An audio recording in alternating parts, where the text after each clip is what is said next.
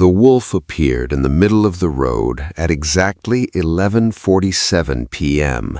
At first, we thought it was just a wild animal. Then, it followed our car. And when we finally reached home, it was still there. My name is Ryan. Last October, my girlfriend Emma and I rented a small cabin deep in the mountains for the weekend. The road to the cabin was almost completely empty. No streetlights, no houses, just thick forest on both sides. About 30 minutes before we reached the cabin, Emma suddenly slowed down. "Ryan, look!" A huge gray wolf was standing in the middle of the road. It wasn't moving. Its eyes reflected the headlights. I expected it to run. It didn't. It just stared at us. Emma slowly drove around it.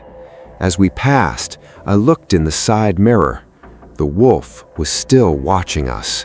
A few minutes later, I looked ahead. My stomach dropped. The wolf was standing in the road again. There was no way it could have gotten ahead of us. Emma stopped. This time, the wolf walked toward the car. It came within a few feet of my window. I could see its breath in the cold air.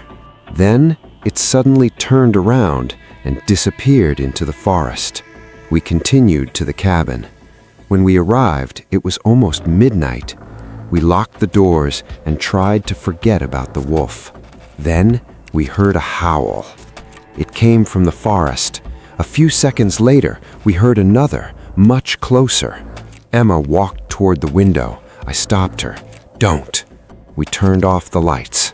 Then came the sound of footsteps outside, slow footsteps, crunching through the leaves. They stopped directly outside the cabin. Then something scratched the front door. 3 slow scratches. Scratch, scratch, scratch. I looked through the window. The wolf was standing in the yard, staring directly at us. But then, something strange happened. The wolf suddenly turned toward the forest and started growling. It wasn't growling at us. It was growling at something in the trees. For several seconds, nothing moved. Then, the wolf backed away and ran into the darkness. We didn't sleep that night. At sunrise, we found wolf tracks surrounding the cabin. But the strange thing was, there were no tracks leading away. Emma wanted to leave immediately, so we packed our things and drove home. For the first 30 minutes, everything was normal. Then, I saw the wolf running between the trees beside our car. We accelerated. It disappeared. A few minutes later, it appeared ahead of us, standing in the middle of the road. But this time, it wasn't looking at us. It was staring behind our car. I slowly turned around. There was nothing there. The wolf growled one last time, then disappeared into the forest.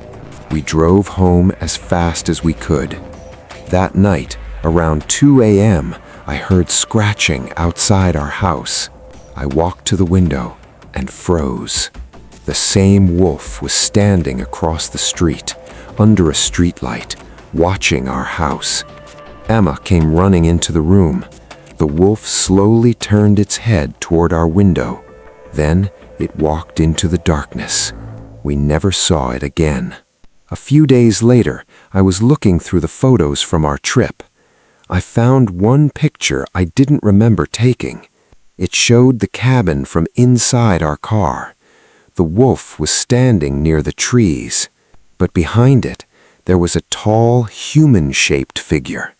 Completely black, no face, no details, just a silhouette.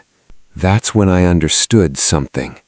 The wolf hadn't been following us. It had been protecting us. Because whatever was standing in those trees was something even the wolf was afraid of. And sometimes, late at night, I still hear 3 scratches outside my house. Scratch, scratch, scratch.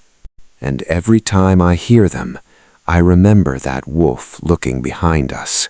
at something we never saw.